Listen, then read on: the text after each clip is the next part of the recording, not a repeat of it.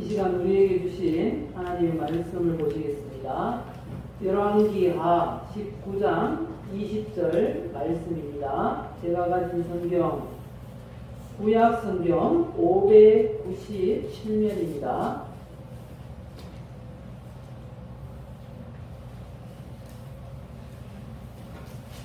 열왕기하 19장 20절입니다. 아모스의 아들 이사야가 히스기야에게 보내 이르되 이스라엘 하나님 여호와의 말씀이 네가 아수르 왕 사네립 때문에 내게 기도하는 것을 내가 들었노라 하셨나이다. 아멘. 지금은 위기의 때입니다. 위기라는 말을 들을 때 코로나19 팬데믹과 관련된 위기가 가장 먼저 떠오르실 텐데요. 코로나19의 발생을 중심으로 해서 코로나 이전과 이후 시대로 구분할 만큼 코로나19가 우리의 일상을 정말 많이 변화시켜 놓았습니다. 우선 코로나로 인해서 사람들이 마음대로 외출을 할 수가 없게 되었습니다. 그러니까 만나서 소비를 해야 수익을 낼 수밖에 없는 그런 영세 사업자들, 그리고 제조, 그리고 판매하는 사람들, 방판 뭐 이런 거 있잖아요. 그리고 음식점들, 이런 사업장을 운영하는 분들은 진짜 큰 피해를 보고 있습니다. 또 바이러스를 옮길까 해서 무역업도 아주 마비가 되었습니다. 그동안 국산 중고 자동차가 세계에서 인기가 아주 많았어요. 그래서 수출이 많이 되었는데 지금은 전혀 수출이 이루어지지 못하고 있다고 하더라고요. 이렇게 되니까 기업들과 자영업자들은 직원 수를 불가피하게 줄이게 되었고 실업자는 늘어나게 되었으며 소비 활동이 더욱 위축된 것을 볼 수 있습니다. 게다가 우리나라는 심각한 정치 이데올로기 갈등으로 인해서 국민이 반으로 나뉘었어요. 보수라고 하는 자유민주주의를 추구하고 자유시장 경제를 경제 원리를 추구하는 그런 보수라는 진영이 있고, 또 하나는 진보라는 진영이 있습니다. 사회주의를 추구하고 통제 경제 원리를 추구합니다. 분배 원리를 추구하는 그런 진보라는 진영이 나뉘어 있는 상황입니다. 옳고 그름은 따지지도 않습니다. 윤리, 도덕 중요하게 여기지 않습니다. 정책도 중요하게 여기지도 않습니다. 어느 진영에 속해 있든지 그 진영에 속한 정당의 사람이 어떤 그릇된 주장을 하더라도 무조건 지지합니다. 지금 그런 우리나라 이 국민들이 되었어요. 이렇게 반으로 나뉘어 가지고 정치가 무너지고 있음을 볼 수가 있습니다. 그리고 북한의 도발 위협도 우리나라의 위기에 일조하고 있습니다. 극심한 가난으로 인해서 수많은 사람들이 죽어가고 있습니다. 추위가 오면은 모든 사람들이 두려워합니다. 군불 뗄 수도 없어요. 흙벽집에서 바닥도 장판도 깔지 않은 그런 벽에서 그런 이 바닥에서 잠을 잔다고 합니다. 그런데 북한 정부에서는 하는 일이 늘 장거리 미사일 발사 시험을 하고 핵시험을 합니다. CNN 방송이 이 북한에서 두 차례 장거리 로켓 발사 시험을 할 때 비용이 13억 달러, 한화로 1조 4,066억 원이 들었다고 그렇게 전하고 있습니다. 사람들은 굶어 죽어가는데 무기 실험을 하는데 그렇게 많은 돈을 투자한다는 거죠. 안 그래도 이 악의 축으로 낙인 찍혀가지고 전 세계 모든 국가들이 북한으로 돈을 보내지 않아요. 북한 물건 사지도 않습니다. 경제적으로 고립되어 있는 데다가 지금 안 그래도 가난했는데 더 가난해져 가지고요. 지금은 군인들에게 배급조차 줄 수 없답니다. 그래서 군인들의 일과는 어떻게 해서든지 산에 가서 풀뿌리를 캐먹든지 민가를 털어서라도 끼니를 때우는 게 군인들의 일과라는 것입니다.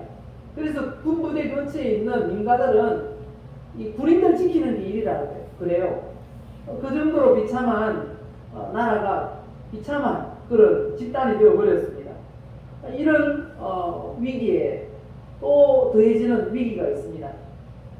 가장 큰 위기, 바로 영적인 위기라 할 수가 있겠습니다. 이 한국 교회가 위기에 처해 있습니다.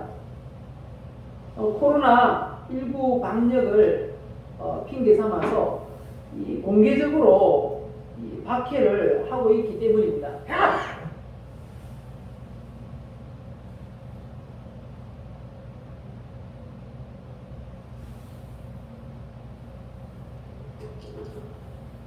이로 인해서 교회가요, 모든 교회가 그래요. 출석이 3분의 1이 줄었어요.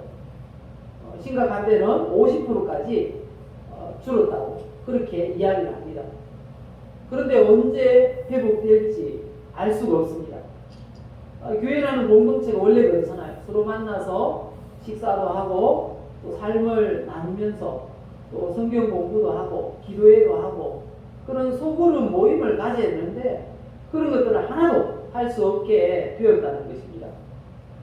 코로나19 아니라도 모이기에 힘쓰라 해야지 모이는 그런 영적인 이런 말세 시대가 되었는데 정부에서 공식적으로 공개적으로 이 매스컴을 통해서 모이지 마시오 라고 선포를 하니까 믿음이 약한 성도님들은 교회에 나오지 않는 것에 그 이전에는 마음이 찔렸어요.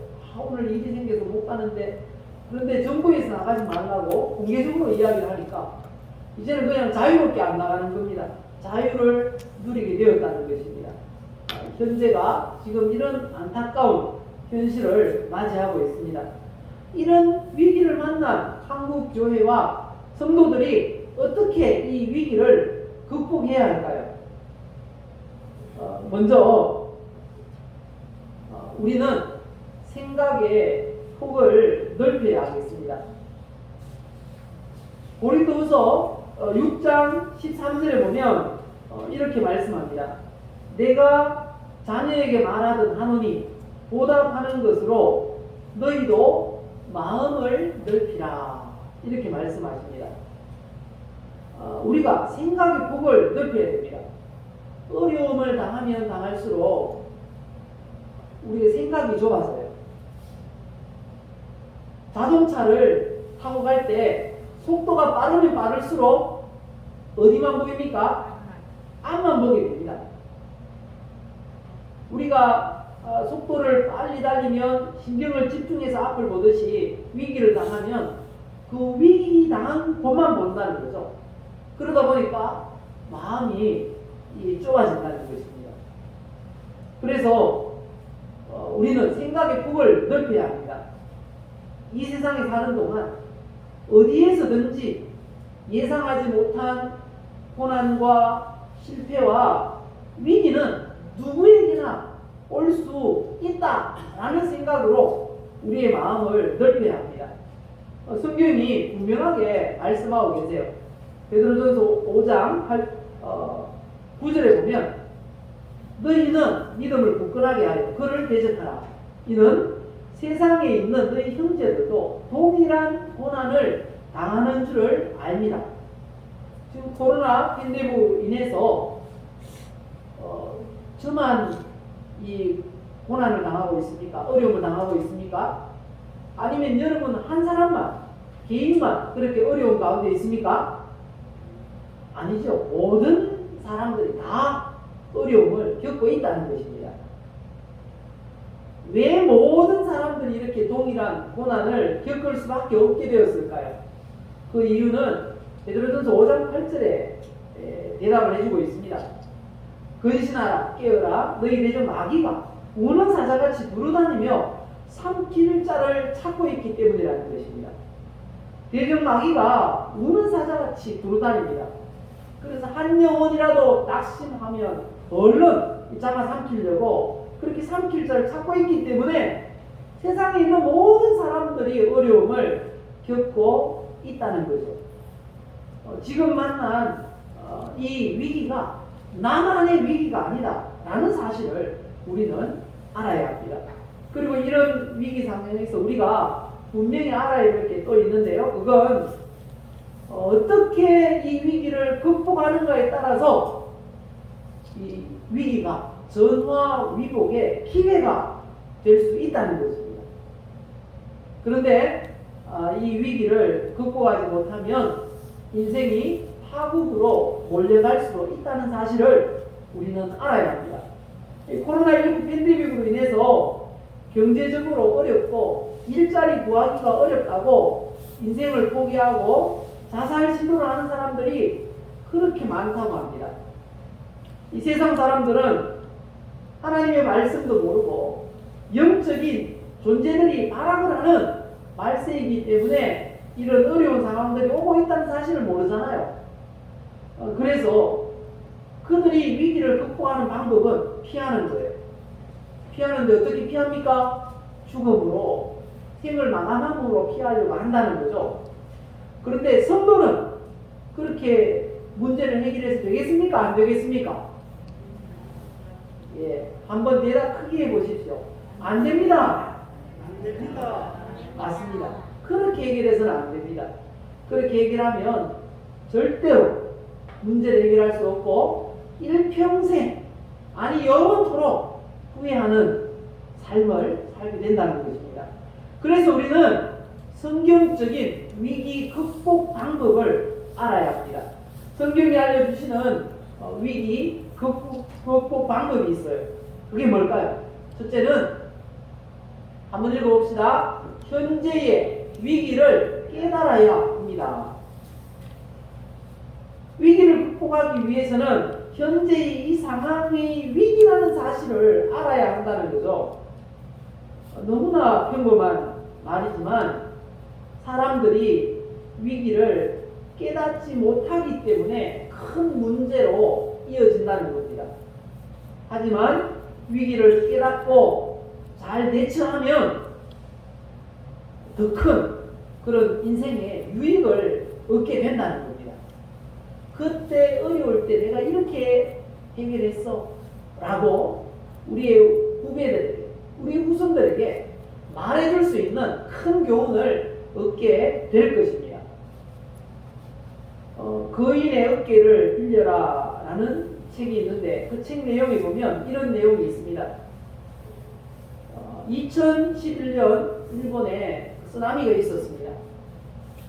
그런데 그때 쓰나미를 극복한, 바다에 있었음에도 불구하고 그 쓰나미를 극복하고 살아남은 10척의 어선이 있었어요. 2011년 3월 11일 오후 3시에 이와테현 오브나토시라는 평화로운 마을에 쓰나미가 덮치기 시작했습니다. 당시 여느 때와 같이 어업을 하고 있던 그 어부들이 이상한 걸 느꼈어요. 고기잡이를 하고 있는데 배 밑바닥에부터 심하게 떨리는 그런 진동을 느꼈습니다. 바다의 이 물의 술렁임이 심상치 않았습니다. 위기를 직감했습니다. 게다가 육지 쪽을 바라보니까 해안에 있는 그 삼나무 이 방풍님들이 꽃가루가 불에 탄 재처럼 막 육지로 향해서 막 날아가더라는 것입니다. 어부들은 이 엄청난 해일이 밀려올 것이라는 걸 직감했어요. 위기를 직감하고는 순간 선조들이 전해 주었던 그런 말들을 떠올리게 됩니다. 수심이 깊은 바다로 나아가라. 파도가 높아지지 않을 것이다. 라는 말이었습니다. 어부들은 과감하게 결단하고 민첩하게 행동했습니다. 그 일촉즉발의 위기를 순간 지체하지 않고 더 깊은 바다 쪽을 향해서 힘차게 전속력으로 돌진했습니다. 어부들의 선택은 아주 올바른 대처였습니다. 바다로 나간 배들은 한 척도 손상되지 않았습니다. 하지만 이런 위기를 알아차리고 즉각 이렇게 대응하는 일이 우리에게 흔하지 않습니다. 왜냐하면 대부분 위기를 만나면 당황하다가 그냥 넘어지고 만다는 거죠.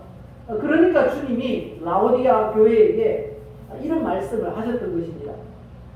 요한계시록 3장 17절 보면 네가 말하기를 나는 부자라 부유하여 부족한 것이 없다 하나 내 공고한 것과 가난한 것과 눕는 것과 벌금 얻은 것을 알지 못하도다. 자기 스스로는 라오디아 교회 스스로는 우리는 돈 많으니까 부족한 거 없어 라고 말하지만 주님 보실 때는 그렇지 않다는 겁니다.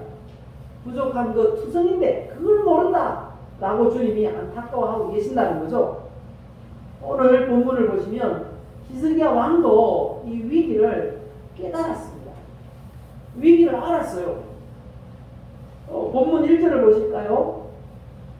열왕기하 19장 1절 성경을 펴보시면요. 히스기야 왕이 듣고 이 아수르 군대가 쳐들어왔다는 걸 들었어요. 그리고 옷을 찢고 굵은 배를 부르고 여호와의 절에 들어갔다라고 말씀합니다. 여호와 하나님밖에 이 문제를 해결해 주실 분이 없을 정도로 위기라는 것을 깨달았다는 것입니다. 그래서 곧장 히스기야가 달려간 곳이 어디입니까? 여호와의 절으로 들어갔다라고 말씀하고 있는 것입니다. 가장 무서운 병은 몸에 감각을 느끼지 못하는 병이라고 합니다. 감각을 느끼지 못하니까 상처가 나도 대처를 못한다는 거예요. 어떤 분들은 고통을 못 느끼는 그런 분이 있어요. 이 희귀병 중에 하나예요. 그런데 그런 분들은 음식을 먹는데 혀를 씹어요. 우리는 혀를 씹으면 어떻게 됩니까? 아파요. 예, 뭐 난리 나죠. 난리 나요. 그런데 고통을 느끼지 못하는 분은 음식과 함께 혀를 같이 씹어 먹어요. 그래서 큰 부작용이 나서 심각한 질병이 된다는 것입니다. 감각을 느끼지 못하는 게 큰 병입니다. 깨닫지 못하는 게 영적으로 볼 때도 큰 병이라는 것입니다. 알고 보면 우리가 아파서 고통을 느끼는 것, 그게 은혜라는 생각을 해봅니다. 혹시 나는 뭐 고통이 없어, 아픈 데가 없어, 그런 분 계십니까? 음살이 심한 분은 많을지 몰라도 제 주변에는 안 아프다는 분은 없더라고요. 다 아프다는 말씀을 많이 하시더라고요. 저도 얼마나 음살이 심한지 몰라요. 근데 알고 보니까 그게 은혜더라고요. 아픈 것 때문에, 통증을 느끼는 것 때문에 병원을 찾게 되고, 그래서 그 병으로 이어지지 않는 게 은혜 아니겠습니까? 그래서 우리가 통증을 느끼는 건 은혜입니다. 위기를 느끼는 건 은혜라는 것입니다. 고난을 느끼는 건 새로운 하나님의 이 도움을 구할 수 있는 은혜이다 라는 것을 말씀하고자 하는 것입니다. 통증이란 우리 몸에 문제가 일어나기 시작했다는 것을 알려주는 신호이기 때문입니다. 현재 우리가 고통을 느끼는 것은 위기가 시작되었다는 신호인 것입니다. 국민들이 좌우로 나뉘어서 이데올로기 대립, 사상적인 대립을 하고 있는 건 신호입니다. 어떤 신호입니까? 지금 나라가 위험해. 국가적인 위기를 알려주는 신호라는 것입니다. 그리고 직장 문제가 어렵습니다. 경제적인 그런 위기를 알려주는 신호입니다. 실업자가 많다는 것, 경제가 어렵다는 것, 그건 모두가 이 경제적인 위기를 알려주는 신호인 것이죠. 그리고 마음에 즐거움이 없어요. 불평불만이 많아요. 예배가 흥미가 없어요. 그러면 영원히 위기라는 사실을 알려주는 신호라는 것을 우리는 알아야 한다는 것입니다. 우리는 이런 위기들을 깨달아야 고칠 수 있다는 것입니다. 그래서 우리는 이사야처럼 이런 고백을 할 수 있어야 됩니다. 이런 고백을 하기 위해서는 깨달아야 하거든요. 우리 이사야의 이 고백을 함께 읽어봅시다. 바로다 나여 망하게 되었도다. 나는 입술이 부정한 사람이요 입술이 부정한 백성 중에 거하면서 만군의 여호와이신 왕을 되었음이로다. 이사야처럼 고백해야 됩니다. 우리의 모습을 볼 때는 망할 수밖에 없어요. 우리가 죄악 중에 죽을 수밖에 없음을 고백해야 됩니다. 영적으로 위기를 당했다는 것을 고백해야 한다는 거죠.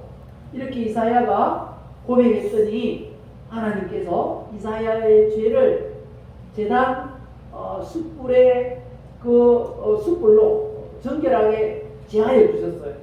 그리고 사명을 부여해 주셨다는 것입니다.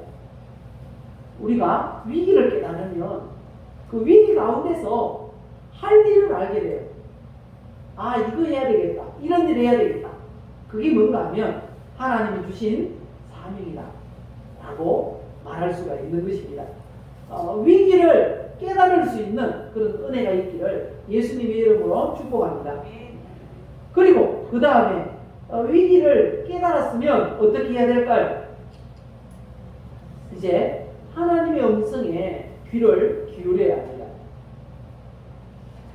내가 노력해도 내가 힘써도 잘 안 됐잖아요. 그러면 누구에게 찾아가야 되겠습니까? 우리 하나님의 말씀에 귀를 기울여야 한다는 것입니다. 유다왕 히스기야가 위기를 깨달은 후에 가장 먼저 한 일이 무엇이었다고요? 하나님의 전에 들어갔잖아요. 그리고 2절에 보면 신하들을 이사야 선지자에게 보냅니다. 1절 2절 말씀 보실까요? 히스기야 왕이 듣고 그 옷을 찢고 굵은 배를 두르고 여호와의 전에 들어가서, 그리고 2절에는 뭐라고 하십니까? 왕궁의 책임자인 엘리야김과 서기관 셈나와 제사장 중 장로들에게 굵은 배를 굴려서 아모스의 아들 선지자 이사야에게로 보내매라고 말씀합니다. 왜 히스기야는 성전에 들어가고 신하들을 이사야 선지자에게 보냈을까요? 하나님의 말씀을 듣기 위해서입니다. 그렇게 했다는 것을 알 수 있습니다. 5절, 6절, 7절 말씀을 보면 알 수 있는데요. 이와 같이 히스기야 왕의 신복이 이사야에게 나아가니 이사야가 그들에게 이르되 너희는 너희 주에게 이렇게 말하라. 여호와의 말씀이 너는 아수르 왕의 신복에게 들은 바 나를 모욕하는 말 때문에 두려워하지 말라. 내가 한 영을 그 속에 두어 그로 소문을 듣고 그의 본국으로 돌아가게 하고 또 그의 본국에서 그에게 칼에 죽게 하리라 하셨느니라 하니라. 하나님의 말씀을 듣게 되었습니다. 위기 가운데 위기를 깨달았을 때 히스기야 왕이 하나님의 말씀을 듣고자 노력했을 때 하나님이 말씀을 주셨어요. 그 말씀의 내용은 그 아수르 왕 사네립의 신복들이 여호와 하나님을 모욕하는 말 때문에 두려워하지 말라는 것입니다. 왜냐하면 그 아수르 왕이 거짓 영에 속아서 거짓 소문을 듣고 나라에 돌아갈 것이고 그곳에 돌아가서 죽임을 당할 거라는 겁니다.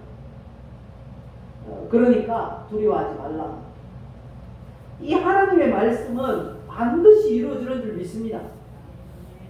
이사야 선지자가 전했던 이 말씀이 그대로 성취된 걸 성경이 또 기록하고 있습니다. 유다를 쳐들어 왔던 아수르 군대는 아수르 군대의 숫자가 몇 명인가 하면요 18만 5천 명이었어요. 이스라엘을 쳐들어 왔던 아수르 군대가 18만 5천 명. 그 당시는 굉장히 많은 군대라는 것입니다. 이스라엘 전체 땅 덩어리가 우리나라의 강원도만 하다고 합니다. 근데 18만 5천 명의 군대가 거기 들어가면 거의 꽉 찬다고 볼 수 있어요. 그런 군대가 하루아침에 어떻게 되었다고요? 열왕기하 19장 35절을 보시면 이렇게 말씀합니다. 이 밤에 여호와의 사자가, 여기 보면 여호와의 사자는 단수입니다. 천사 하나 하나님께서 파송했더니 어떤 일이 일어났습니까? 아수르 진영에서 군사 18만 5천 명을 친지합니다. 천사 하나가 군대를 박살냅니다. 아침에 일찍 일어나 보니 다 뭐가 되어 있어요? 송장이 되었더라. 그 18만 5천 명의 군대가 다 시체로 변해 있었습니다. 그리고 여호와 하나님을 모욕하는 말을 했던 그 아수르 왕은 어떻게 되었다고 합니까? 36절 이하의 말씀을 보면요, 예상치 못한 죽음을 맞이하게 됩니다. 그것도 자신이 섬기던 그 신의 신전, 신을 모시는 신전에서 죽임을 당하게 되었다라고 말씀합니다. 36절 이하의 말씀을 보실까요? 아수르 왕 사네립이 떠나 돌아가서 니느웨에 거주하더니 그가 그의 신 니스록의 신전에서 경배할 때에 아드람멜렉과 사레셀이 그를 칼로 쳐 죽이고 아라랏 땅으로 그들이 도망하며 그 아들 엘사낫돈이 대신하여 왕이 되니라. 이처럼 하나님의 말씀은 그대로 이루어집니다. 그래서 우리는 어떤 문제를 만났을 때, 위기를 만났을 때 무엇으로 해결하면 되겠습니까? 무엇으로 해결하면 되겠습니까? 하나님의 말씀으로 해결해야 한다는 것입니다. 하나님의 말씀으로 해결해야 한다는 말씀이 무슨 의미인가 하면요, 하나님의 말씀대로 살아야 한다는 것입니다. 하나님의 말씀을 잡고 기도해야 한다는 말씀인 것입니다. 그러면 위기뿐만 아니라 우리 하나님께서 우리 인생 모든 문제를 해결해 주실 줄 믿습니다. 성경에 보면 그걸 계속해서 말씀하고 있어요. 신명기 11장 22절 이하에 말씀합니다. 너희가 만일 내가 너희에게 명하는 이 모든 명령을 잘 지키 행하여 너희 하나님 여호와를 사랑하고 그의 모든 도를 행하여 그에게 의지하면 여호와께서 그 모든 나라 백성을 너희 앞에서 다 쫓아내실 것이라. 너희가 너희보다 강대한 나라를 차지할 것인즉 너희의 발바닥으로 막는 곳은 다 너희의 소유가 되리니 너희의 경계는 곧 광야에서부터 레바논까지와 유브라데 강까지 유브라데 강에서부터 서해까지라. 동서남북을 가리킵니다. 그리고 시편 37편 3절에서도 말씀합니다.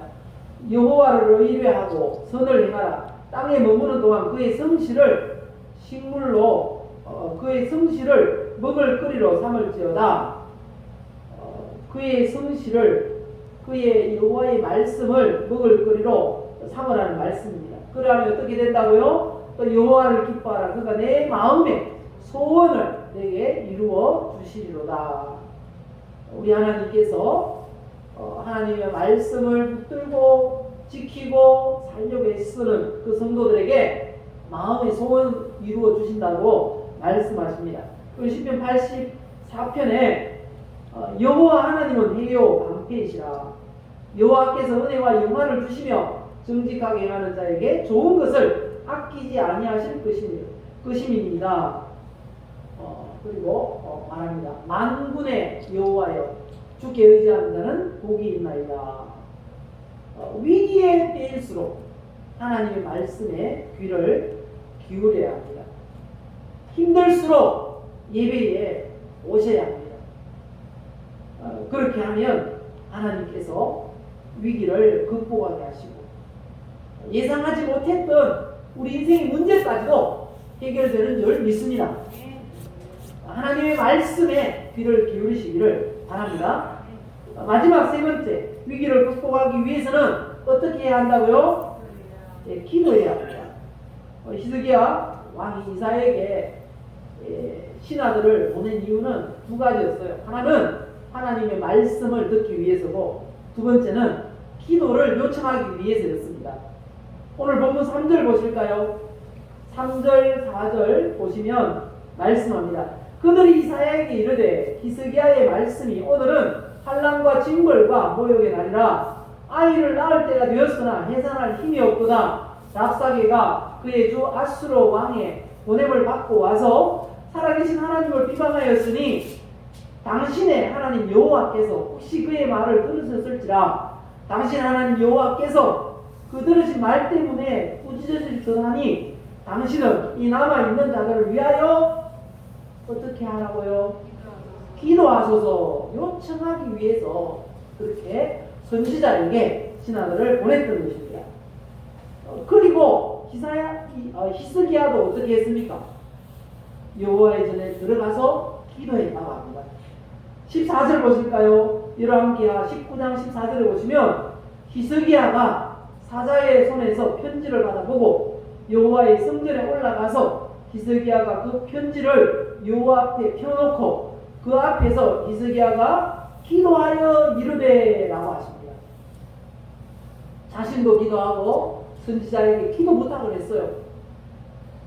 하나님께서 그 기도들을 들으실까요? 외면하실까요? 반드시 들으십니다. 모든 기도를 하나님 들으십니다. 그리고 그 기도를 들으신다고 분명히 말씀하십니다. 그게 오늘 본문이에요. 열왕기하 19장 20절 같이 읽겠습니다. 아모스의 아들 이사야가 히스기야에게 보내 이르되 이스라엘 하나님 여호와의 말씀이 네가 아수르 왕 사네립 때문에 내게 기도하는 것을 내가 들었노라. 우리가 기도하는 것을 하나님이 내가 들었노라 이렇게 말씀하시는 줄 믿습니다. 그리고 응답하시는데 우리 성도님들 각자에게 가장 맞는 그런 응답을 주실 줄 믿습니다. 우리 하나님은 그 기도로 인해서 승리하게 하십니다.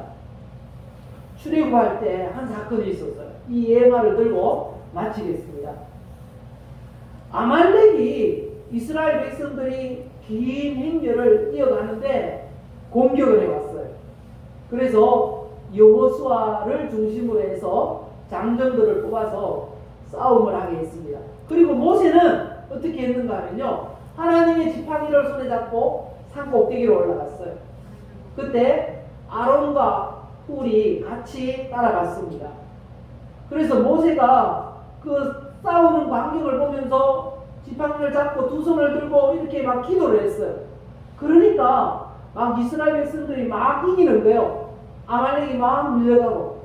그러다가 팔이 힘들어. 막 내려오니까 아말렉이 막 밀어오고 이스라엘 백성들이 막 밀려나는 거예요.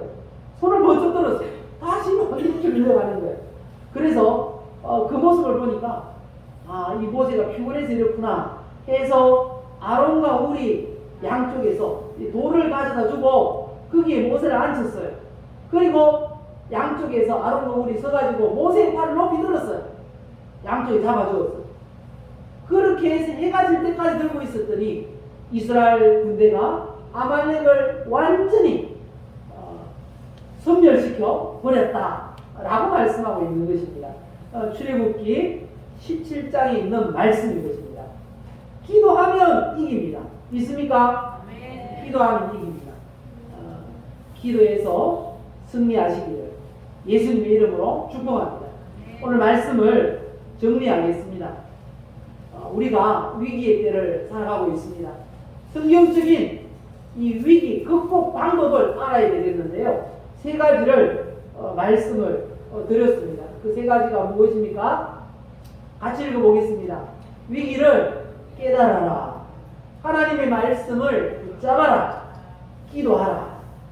이 말씀 잡고 이 시간 기도함으로 우리의 인생의 위기가, 이 시기에 이 위기가 해결되고 우리 성도님들 각자의 모든 인생의 문제들이 다 해결되는 그런 역사가 이 시간 우리 가운데 넘치시기를 예수님의 이름으로 축복합니다.